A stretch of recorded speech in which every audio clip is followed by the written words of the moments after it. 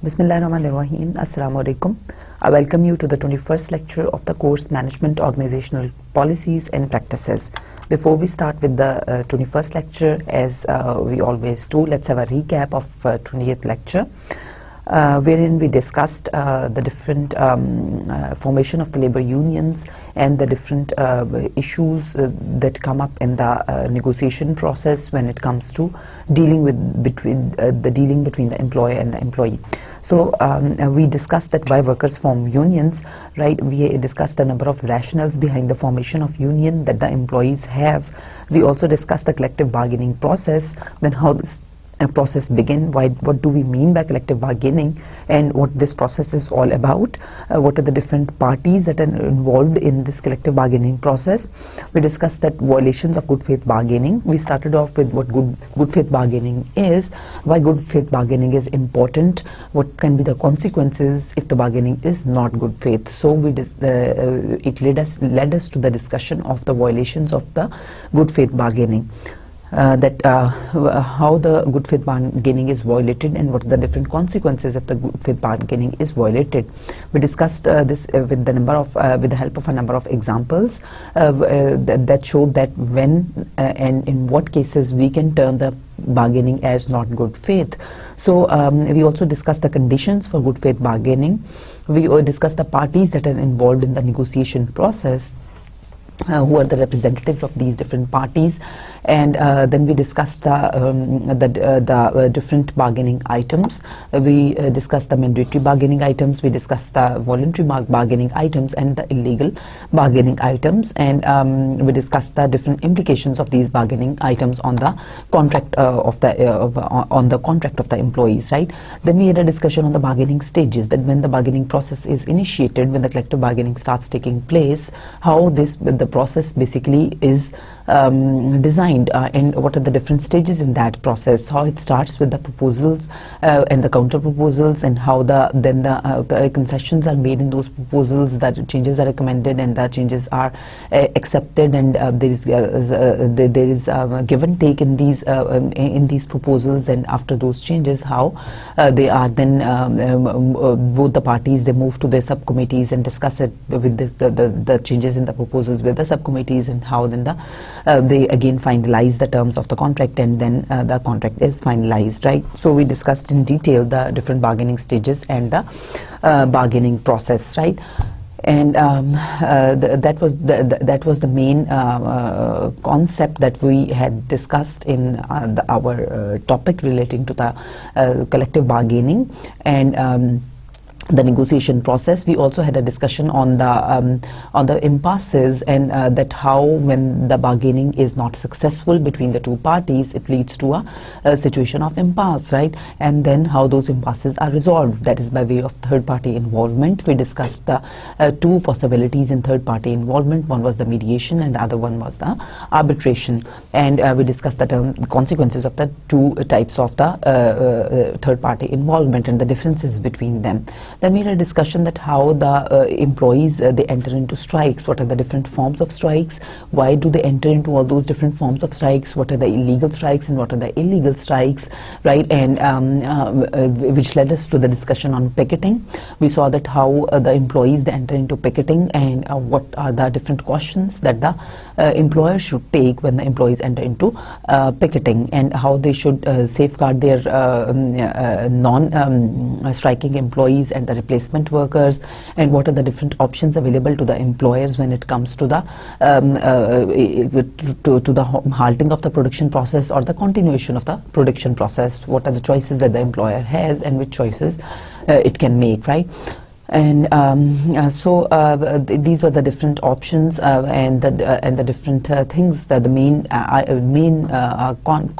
context that we discussed.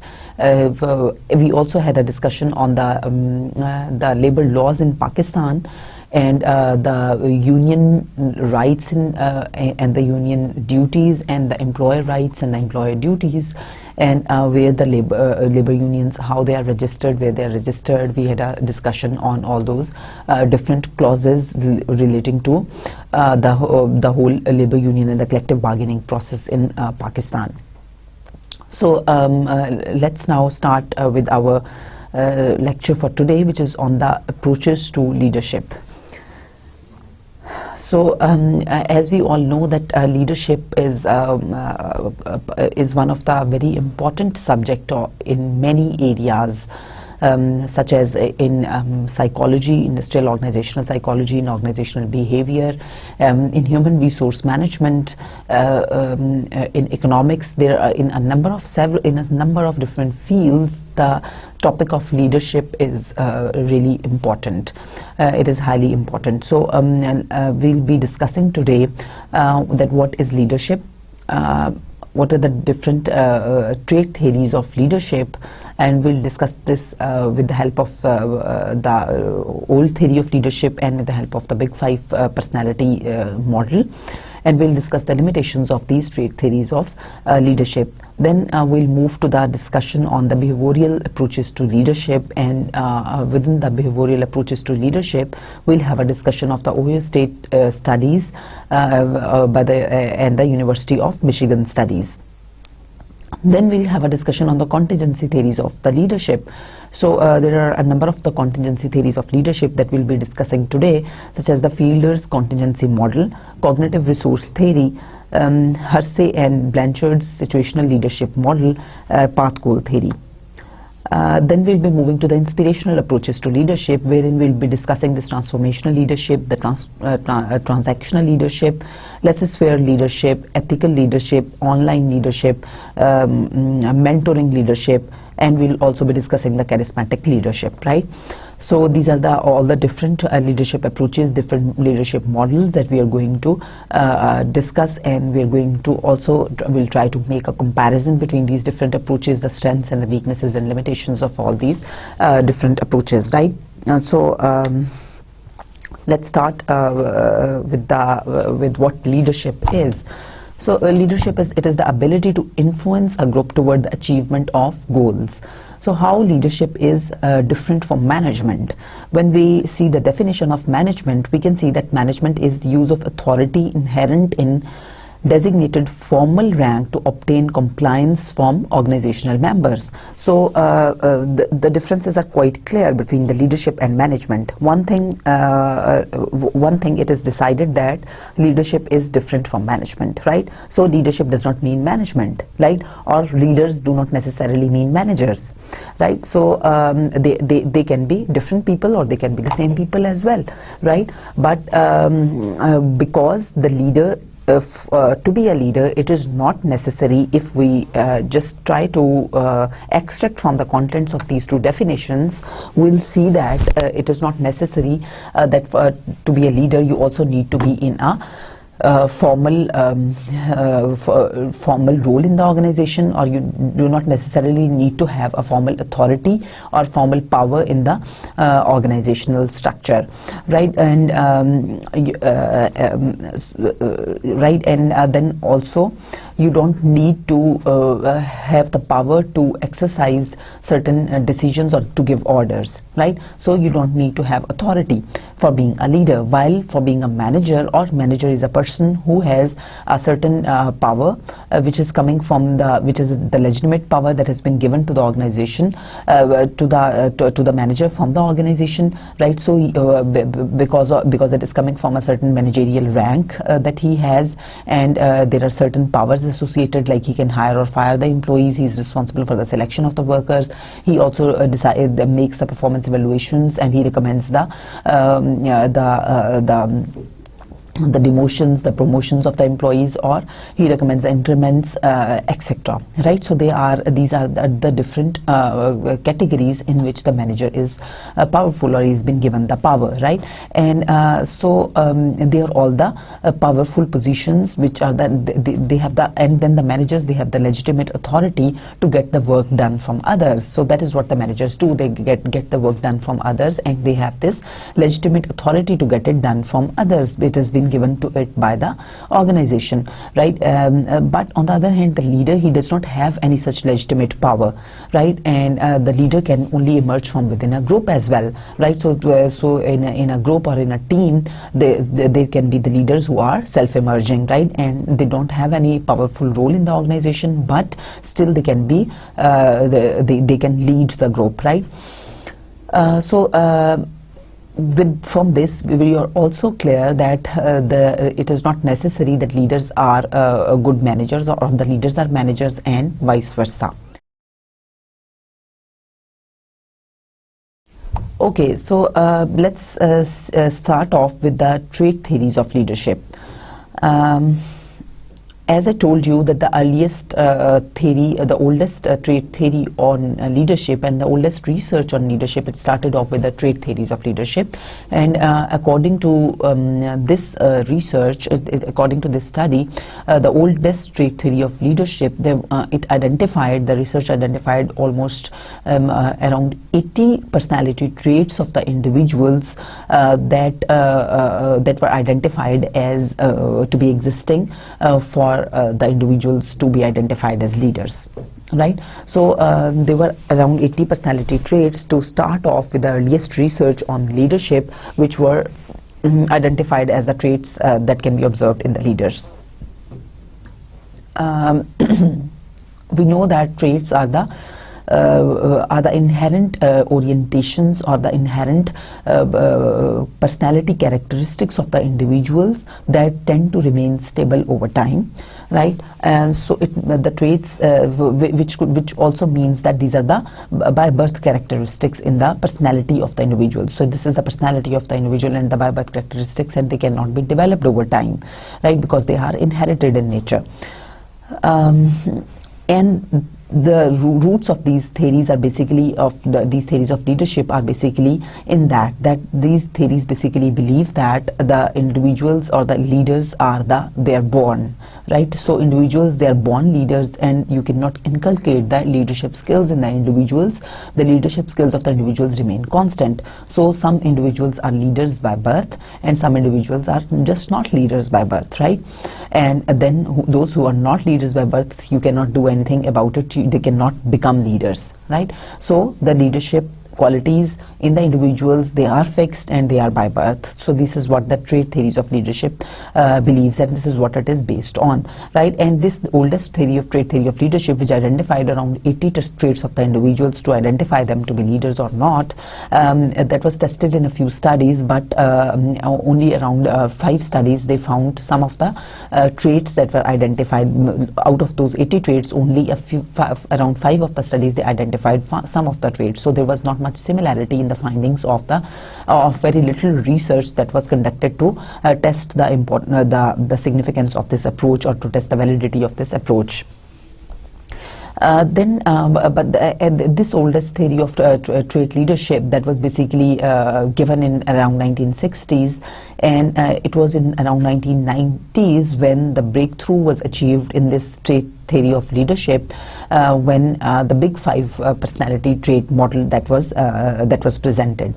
We already know that from one of my earlier lectures, that this personality trait model, it basically identified the 5 personality traits of the individuals that could describe them, right? So instead of those very long 80 personality traits, this theory, it just presented a very comprehensive list of the 5 personality traits which could identify the overall, or which could explain the overall personality of the individual, right? And these personality traits were the extroversion, which is, as we know, that it is the individuals who are very social, very assertive and very dominant. So extroversion, extroverted individuals, they tend to be more assertive and dominant and sociable. Then the conscientiousness is a second important quality in this big 5 personality trait model, which leads to which means that the individuals who are dutiful and committed towards their jobs and tasks, right? Then the openness to experience, that is how open you are or how flexible you are to the changes taking place in your internal or external environment, right? And the more open and flexible you are, the more responsive you are to your external environment, and the more innovative and creative you are to the internal and external environment. So openness to experience shows that how the degree of your flexibility, that you're not resistant to external changes, right? Then the emotional intelligence, that is the empathy. That how empathetic you are to the other individuals, how caring you are towards the other individuals. So emotional intelligence is not basically a leadership trait that has been given by this big 5 personality model. It is an additional trait that was identified. Other than these the first 3 personality traits, we know that in the big 5 personality model, the one of the traits is the agreeableness, that how you easily tend to agree to others, and if you're high in agreeableness, it means that you are more caring towards what others say or towards the needs of the others, and you easily adjust to their demands and you listen to their demands than posing your own demands and posing your own problems, right? So you tend to be how agreeable you tend to be with in your dealings with others, right? And then we have the emotional stability, which is the 5th characteristic in this leadership personality, in this big 5 personality model. And this emotional stability shows that how emotionally stable you are or how emotionally unstable you are. But this big 5 personality model basically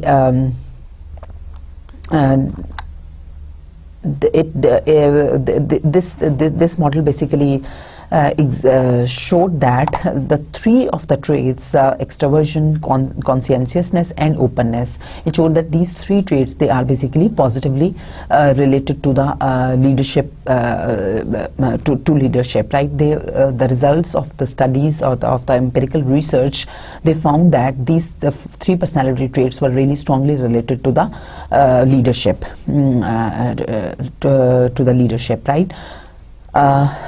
Again, the assumptions of this trait approach, of this big 5 personality approach, as just as the earlier approach to trait approach to leadership, which is given in 1960s, it is the same as, because these are trait-based approaches to leadership. Again, this approach, which is the trait-based approach, it was based on this presumption that leaders are basically born, they are born leaders, right? So the leadership or leadership skills, they cannot be changed, right? So as for this big 5 personality trait, big 5 personality model, it identified the characteristic that it identified, which were not as important in determining the leadership skills of the individuals, was the agreeableness and the and the emotional stability, right? They were correlated with the leadership, but they were not as strongly correlated with the leadership as these 3 traits.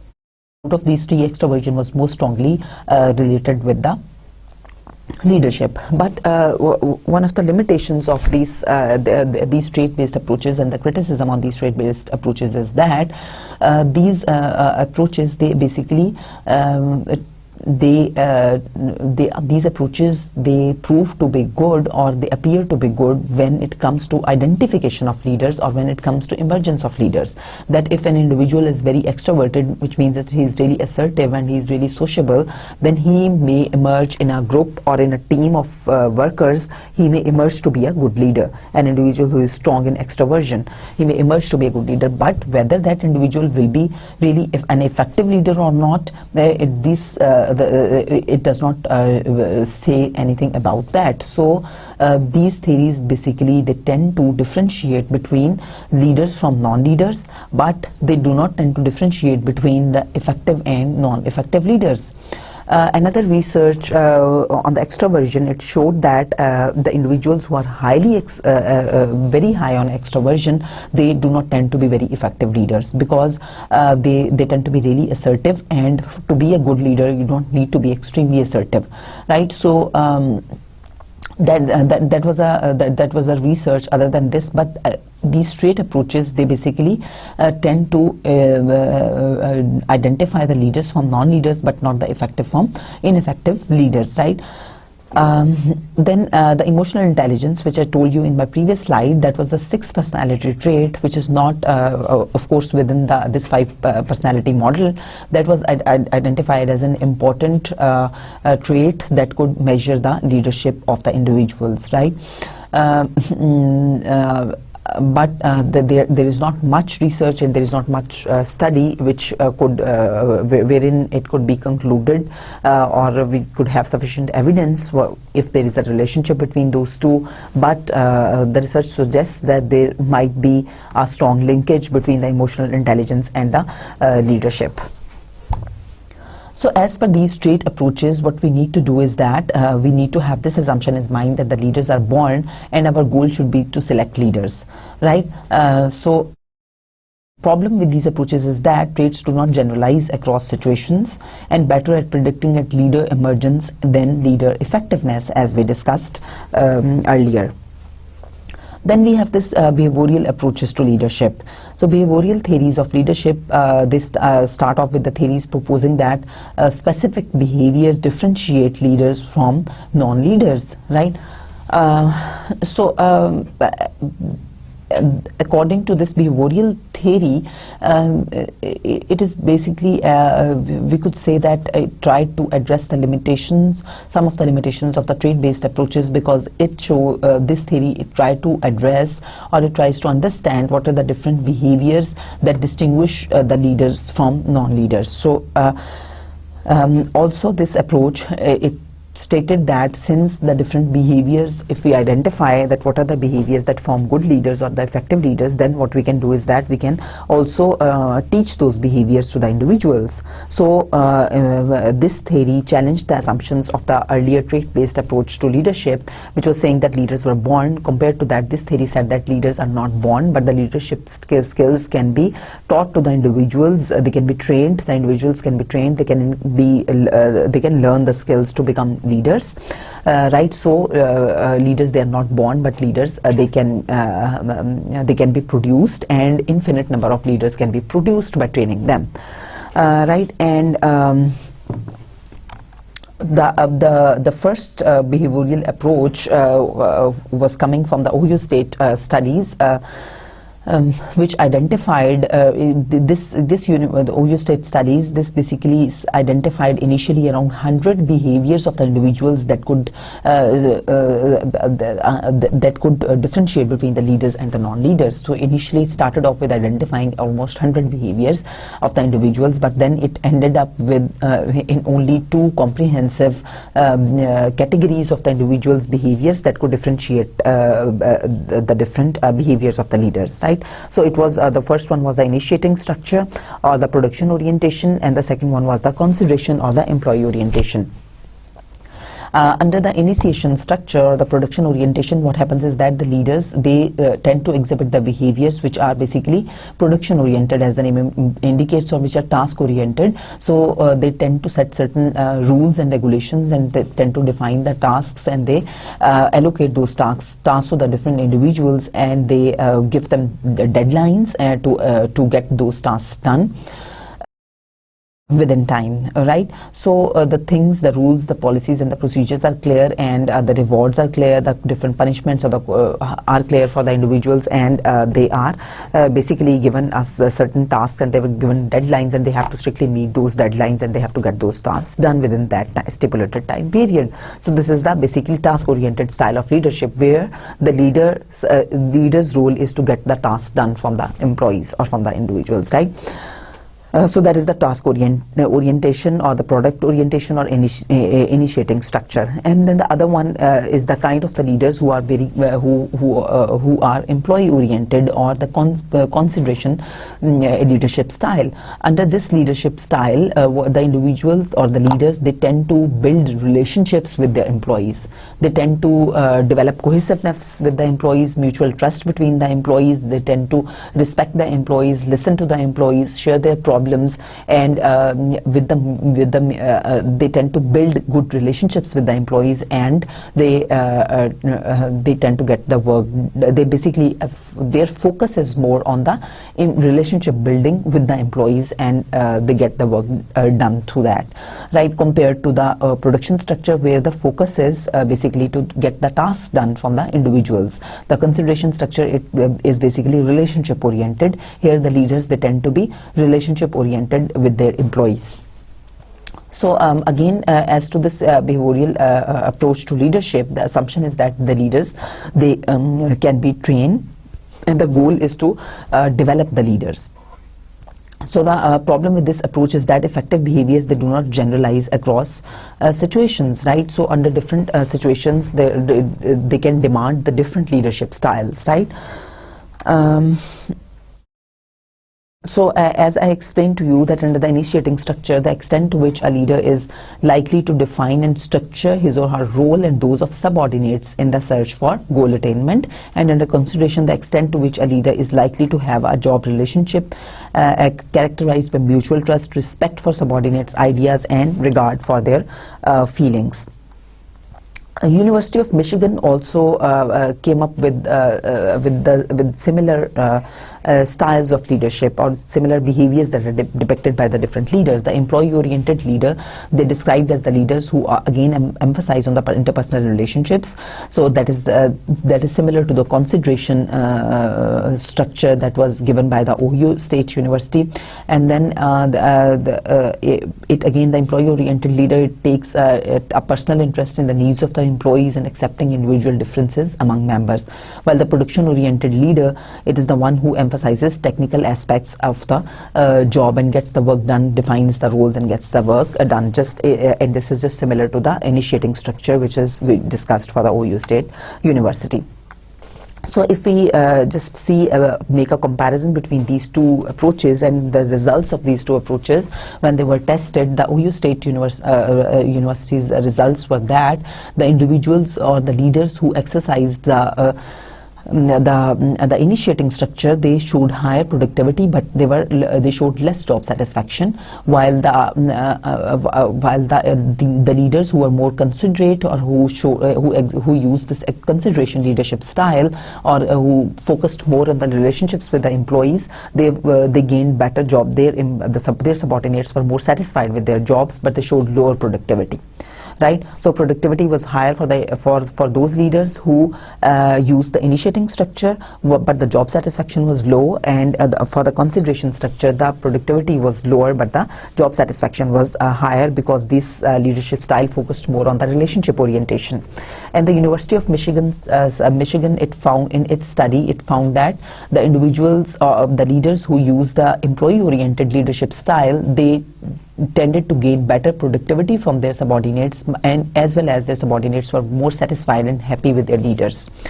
Whereas the production-oriented leaders, they tended to have lower productivity and lower levels of satisfaction from their subordinates, right? So the University of Michigan, it basically, this study, it basically recommended that for leaders to be effective, they should use the employee-oriented leadership style, because it tended to enhance both the productivity and the satisfaction of the subordinates compared to the production-oriented leadership style, right? But the University of Ohio State, it basically stated that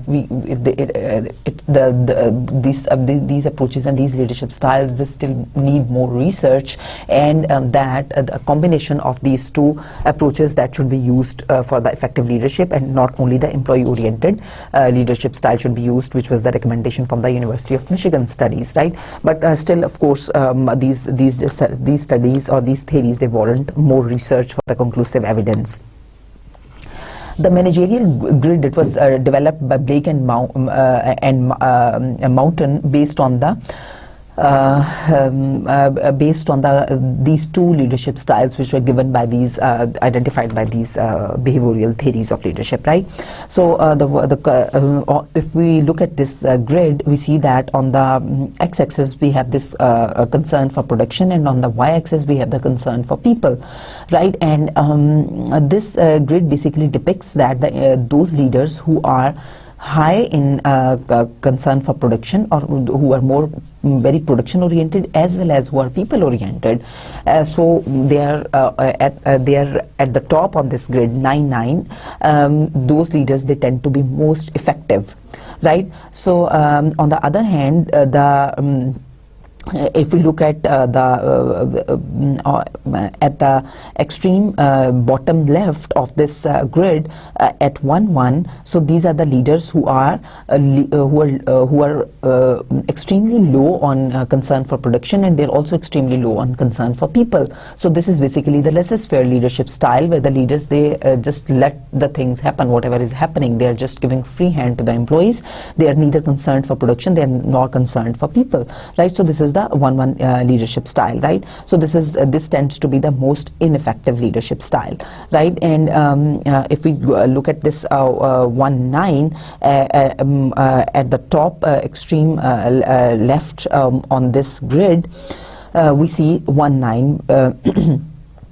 Which shows that here the leaders, they tend to be not concerned about the production, but they tend to be extremely concerned for the people, right? And if we look at this 9-1 on the extreme again corner, right bottom corner, we see the 9-1, where the concern for production is extreme and the concern for people is the lowest. So here maybe it is reflecting this autocratic leadership style, where you are just dictating, and you are just telling terms, and you are just explaining telling the rules, procedures, and strictly following those rules and procedures, etc. So the conclusion of this grid was that the 9-9 leaders, they are most effective. So let's conclude these behavioral theories. This I told you earlier that the Ohio State University studies and the University of Michigan studies, how they differ in their conclusions and their recommendations. Then we see the contingency theories of leadership. So these contingency theories on leadership, they basically differentiate. They are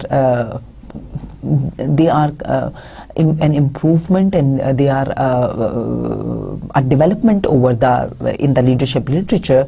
They were a development because the earlier theories, the trait theories and the behavioral theories, they considered the leadership, the different leadership styles, and they considered that the behavioral theories considered that the leadership styles, they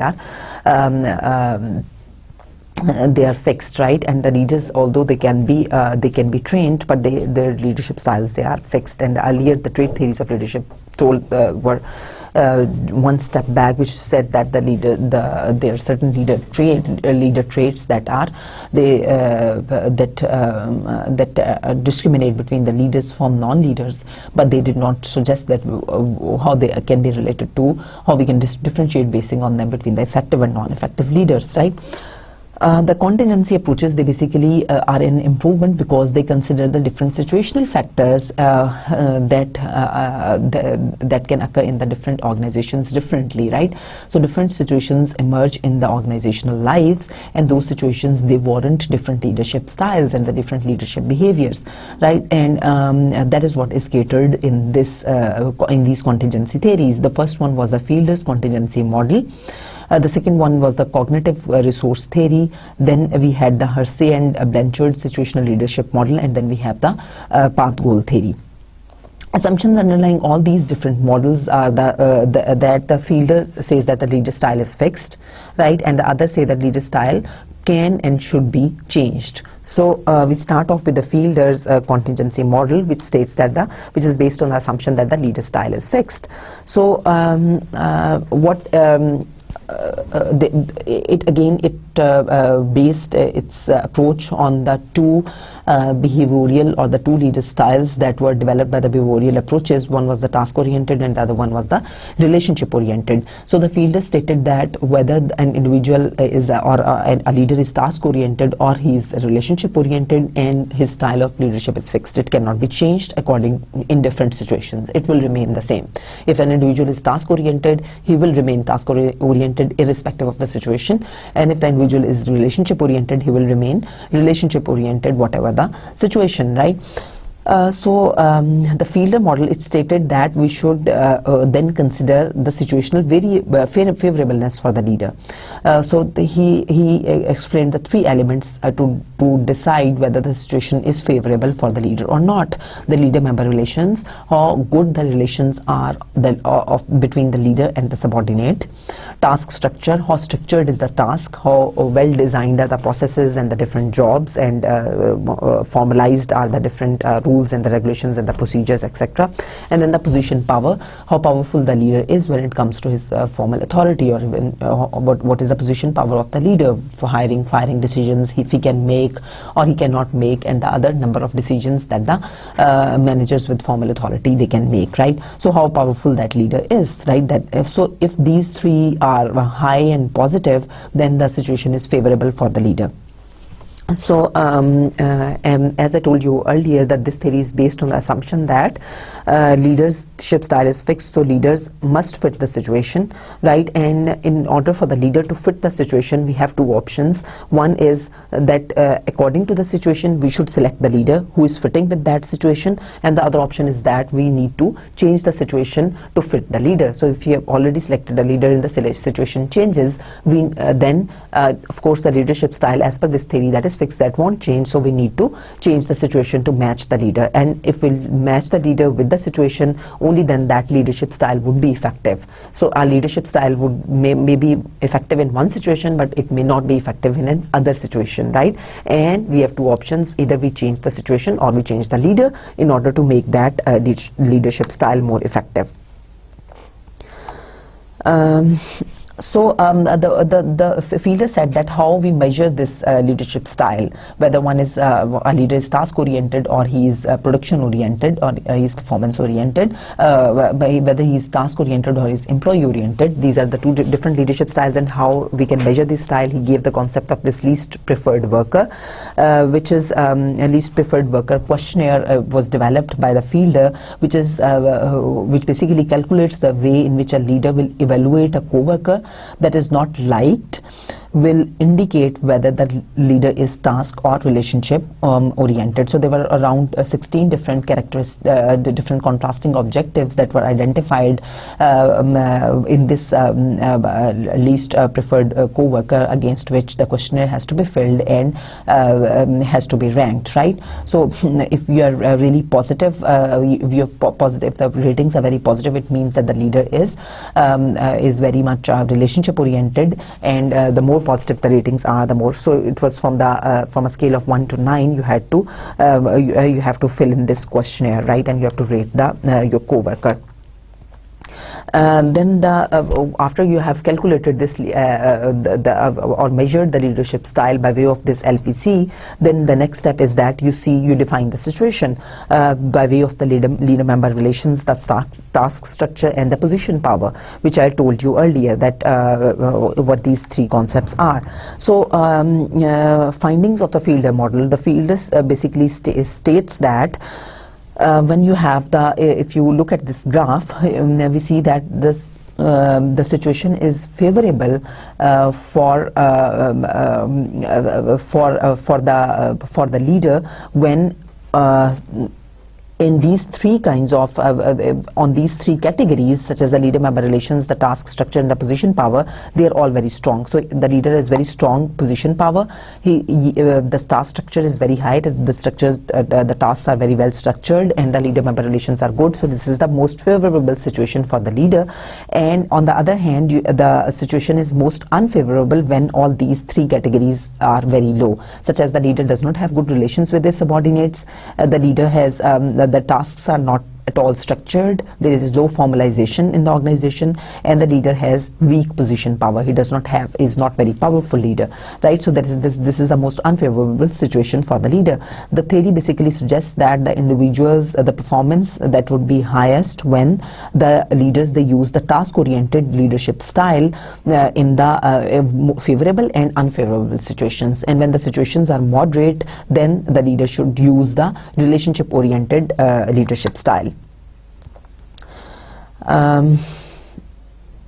There are a number of practical implications for managers from this fielder model. Of course, it gives there are certain implications, and there is certain significance of this model, which one of which is that it introduces the concept of situations, that how in different situations the leaders, they need to different leaders can be effective or ineffective under various situations, right?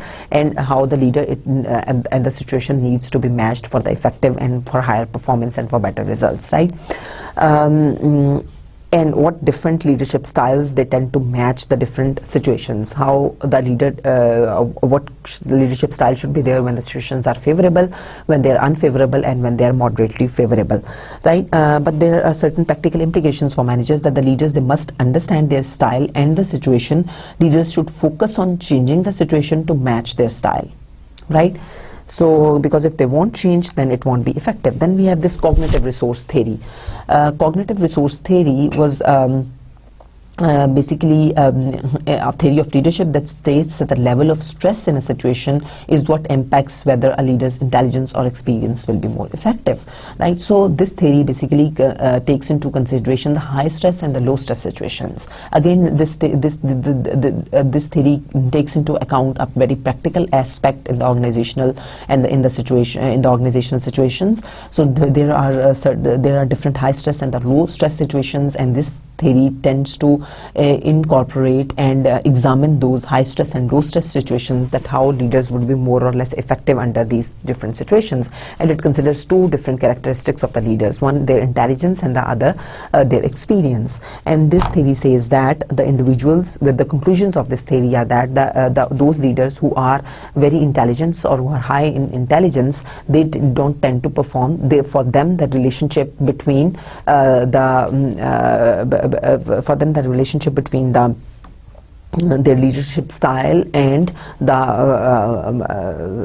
performance is weak in low stress, in high stress situations, right? So the intelligent leaders are negatively related to the relationship between the leadership and performance is negative. Between the intelligence and the performance. Leader intelligence and performance is negative under high stress situations, while this relationship is positive in low stress situations, right? And as for the experience, the relationship between leader experience and performance is positive under high stress situations, while this relationship is negative under low stress situations.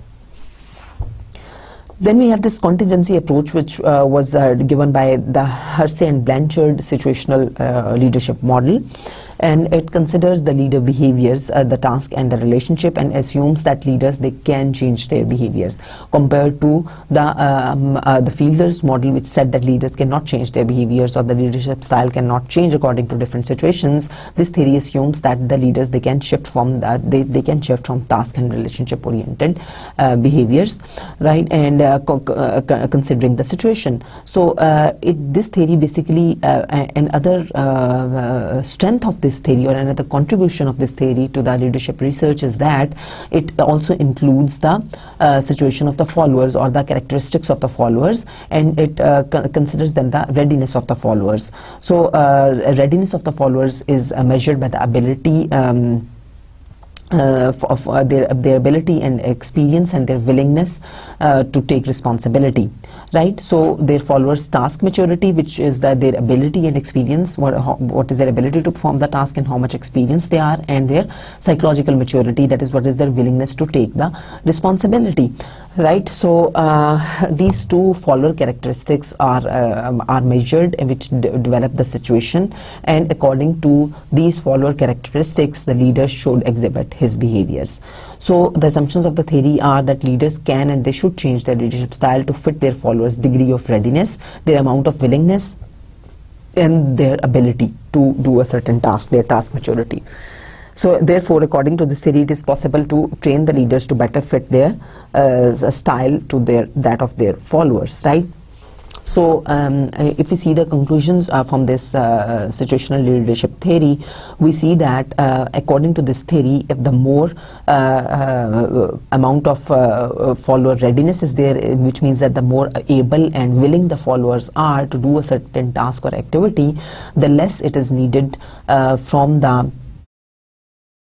the less it is needed, or the less it is required to for the leader to use a task-oriented leadership style, or to guide their behavior, or to be directive or task-oriented, right? The leaders don't need to do much when the followers have the readiness to do the task, or when they are able and willing to do it. But the amount of leadership and support and the amount of leader support and the supervision which is required, that is very high under the situations where the subordinates are not able and willing to do a certain task or activity, right? So when their readiness is lower, then you need to exhibit very high amounts of support and supervision, right? But when these two are high,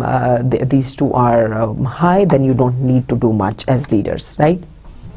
So here they basically match the different situations of the followers with that of the leadership styles. So the theory says that when the followers, they are both unable and unwilling, right, to do a certain task, then the leader should use the directive style of leadership. He should really direct the activities of the followers so that they can do those activities, right? And when the followers, they have the ability but they don't have the willingness to do the task, right? So they are able to do the task, then you don't need to be directive, you need to be supportive. But and when they are unwilling to do the task, you need to be participative so that they can be more willing to do the task. And when the followers, they are unable to do the task but they are willing to do the task, then again you need to be high task and relationship oriented, so that you can say that you can exactly because they don't have the ability to do the task, therefore you need to be more task oriented, right? And when the leaders, when the followers, they are both able and willing to do the task, you just need to monitor, you don't need to do much then.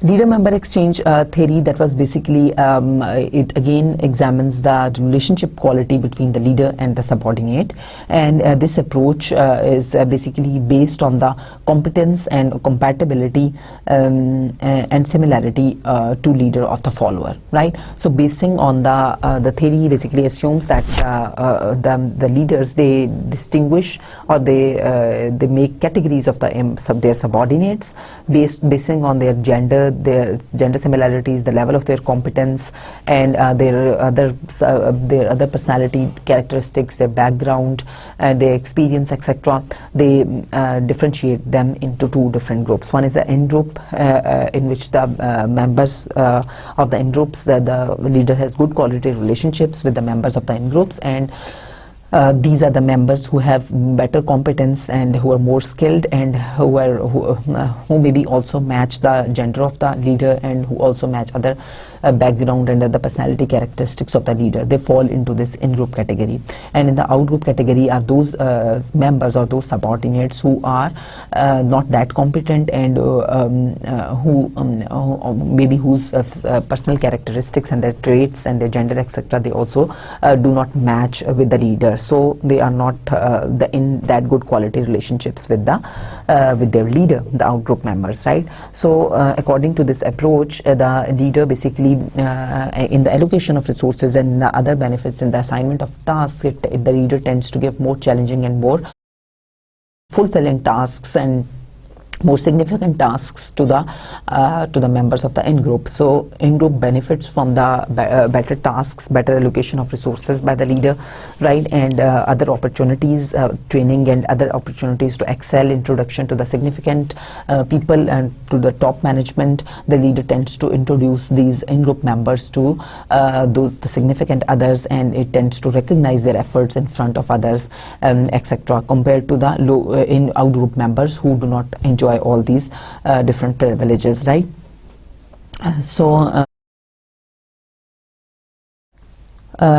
Result is that insubordinates will have higher performance ratings, less turnover, and greater job satisfaction compared to the outgroup members. So here it is, if we see a graphic representation of this approach, it is this differentiating between the in-group and the out-group members, right? And it says that with the in-group members, the leader has better interactions and more, they enjoy better trust from the leader compared to the out-group members, right? And so the in-group members also exhibit more positive outcomes. And the path goal theory basically states that the leaders, they must help followers attaining their goals and reduce roadblocks to success. So leaders should play that role, they should set the higher goals for the subordinates to achieve, and they should help them in achievement of those goals by reducing the roadblocks. They must change behaviors to fit the situation, that is the environmental contingencies and the subordinate contingencies. So the path goal theory basically says that the leaders should consider the subordinate contingency factors, or the subordinate personal factors, and the environmental contingency factors, and they should be leaders, they should change their behavior accordingly, or they should use the different leadership styles according to these two different factors, or in the external environment and in the subordinate factors, right? So if I give you an example, that for the leaders for the subordinates who have more external locus of control, the leaders, they should use a directive leadership style, and where the tasks are not very well structured, the tasks are very ambiguous, there you need to use this directive leadership style, right? Because there is a lot of ambiguity, right? And then you need to really direct your subordinates on what they have to do and how they have to do, right? So if the leaders, they use they change their leadership style according to these two different factors, then it can lead to better performance and satisfaction. So of course we know that leaders, they tend to use the words very intelligently to frame the meaning according to the different situations. So they use framing which is selectively including or excluding facts to influence how others see and interpret the reality. So that is a characteristic of the leaders, the framing. Then the inspirational approaches to leadership, which is the first one, is the charismatic leadership theory. Herein the followers, they make attributions of heroic or extraordinary leadership abilities when they observe certain behaviors.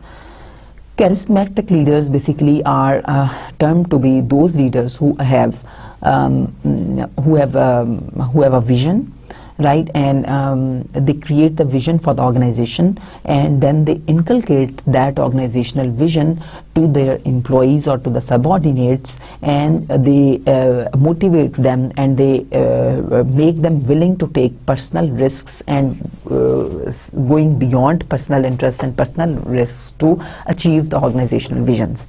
So these are the charismatic leaders, are the ones who have this quality to inculcate the organizational vision into the individual goals, right? And they motivate them by their own acts, by their words, right? And by their framing skills, and they're also other than that, these are the individuals, or the charismatic leaders are the leaders who are very sensitive to the follower needs. They exhibit behaviors that are out of ordinary, right? So they are the individuals who challenge the status quo. They do not follow the routines, they do not follow the routine styles, the routine procedures, but they challenge the status quo, and they challenge the existing assumptions. They believe in doing things anew, right? And what are the key characteristics of these charismatic leaders? As I told you, the first one is the vision and articulation, because they are the visionary leaders, basically the charismatic leaders. Such as Steve Jobs, he's famous as being the charismatic leader, right? They have a vision which is expressed as an idealized goal that proposes a future better than the status quo and is able to clarify the importance of the vision in terms that are understandable to others, right? So they make the others understand the company vision and identify with that vision. So personal risk is another element of charismatic leaders. They are willing to take on high pressure personal risk, incur high costs, and engage in self-sacrifice to achieve the vision. Then they're really environmental sensitivity. They're able to make realistic assessments of the environmental constraints and resources needed to bring about change, right? So they basically scan the environment very well, right? And then respond accordingly, and then see what are the changes that are desired and respond accordingly. Then they have the sensitivity to follower needs. So they are basically, they are high on empathy. They're perceptive of others' abilities and responsive to their needs and feelings. They show unconventional behavior. They engage in behaviors that are perceived as novel and counter to norms, right? So these are the different characteristics of the charismatic leaders. Then we see the transactional and the transformational leadership. One point that I just remembered from the charismatic leadership, they are the charismatic leaders. They are also tend to, because they are basically the visionary leaders, and we know that vision is developed at the level of the CEO and the top management.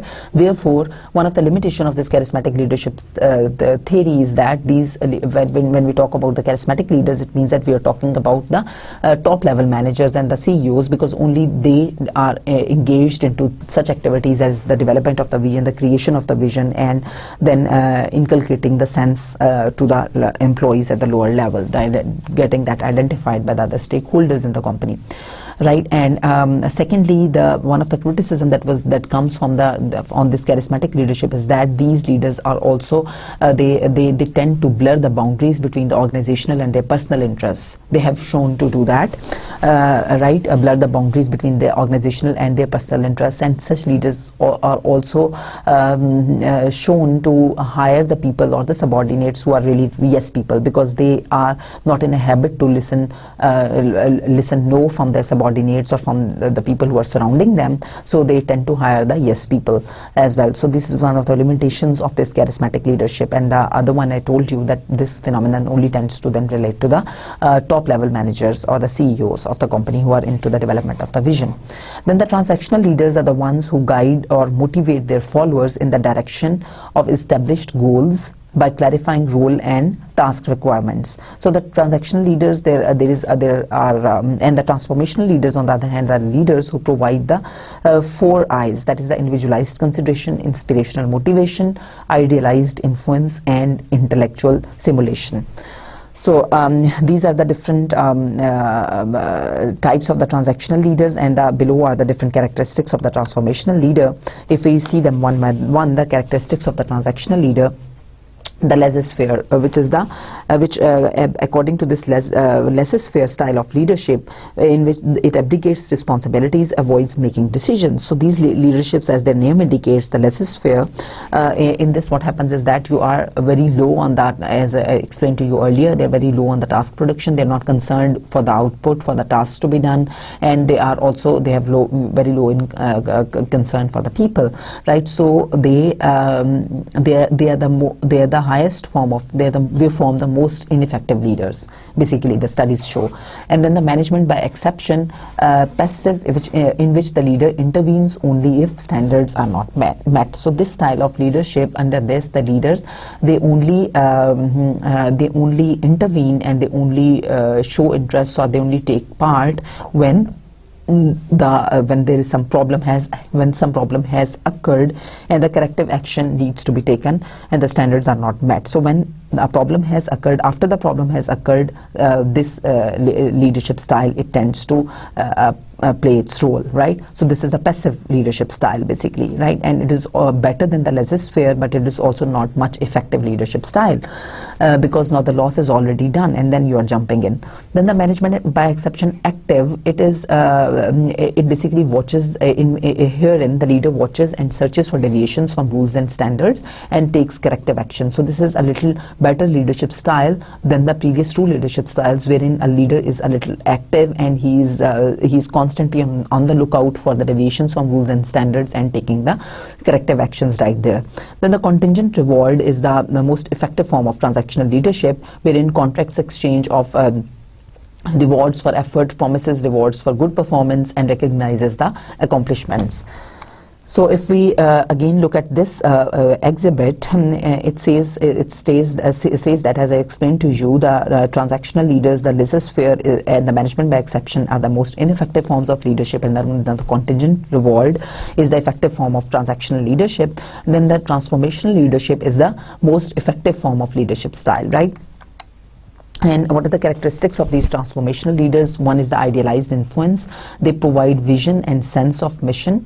They instill pride, gains respect and trust. They are really highly respected and trusted by their subordinates, right? They provide the vision to the employees, to the subordinates, and a sense of pride is instilled into the subordinates. And they again, just as the charismatic leaders, these leaders, they tend to inculcate, they motivate the employees. They tend to inculcate the sense of achievement in their subordinates. Then the inspiration. They communicates high expectations, uses symbols to focus efforts, expresses important purposes in simple ways.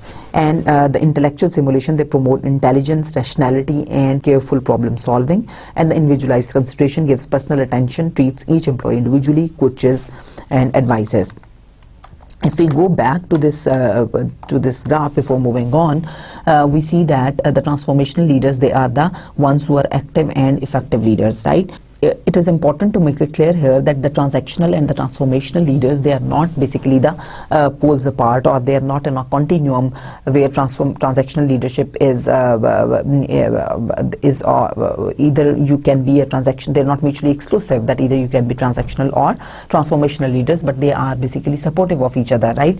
So in fact, the studies show that the transformational leaders are first the transactional leaders. So in order to be but the transactional leaders cannot, transformational leaders are transactional leaders, but the transactional leaders, they may not be the transformational leaders. So when if you are a transformational leader, it means that you are transactional as well. You are following this contingent reward approach, but then you also are following all these different characteristics of the transformational leadership, which make you more effective leader, right? And which make you more inspirational leader. And the people tend to be motivated by you, people tend to be inspired by you. They show the transformational leadership is shown to be positively related to the subordinates' job satisfaction, their productivity, their performance, right? And their commitment with their leader and their commitment with the organization, because they tend to idealize the organization, the organizational vision, and they tend to identify more with the organization and its vision, and they